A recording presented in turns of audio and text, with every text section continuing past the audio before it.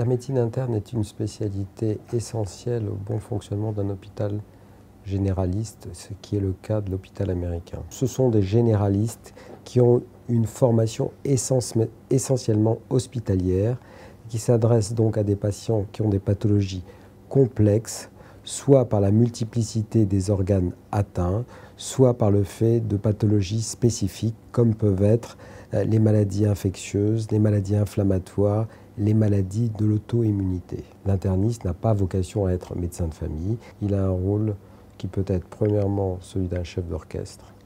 Et donc, dans ce cas-là, en collaboration avec des collègues spécialistes, cardiologues, neurologues, néphrologues, c'est un élément de synthèse, à la fois de réflexion, à la fois pour la prescription et le suivi des patients.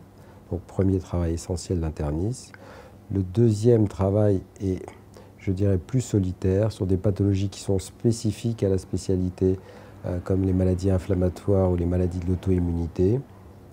C'est lui qui prend en charge la quasi-totalité de la pathologie et il peut demander des avis à des spécialistes. L'interniste est un homme en général qui aime travailler en équipe et donc il y a toujours un certain nombre de médecins associés à la prise en charge du patient dans ces pathologies complexes.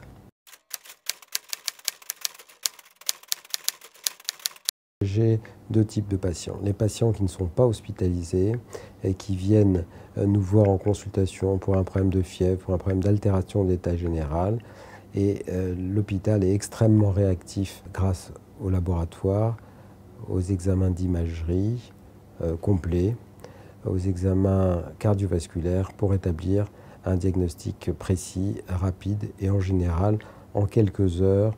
Le plus souvent, le problème est synthésé et un avis diagnostique et thérapeutique peut être donné aux patients. C'est un point fort de l'hôpital américain. Pour les patients hospitalisés, je crois qu'on a aussi cette réactivité pour la prescription des examens complémentaires.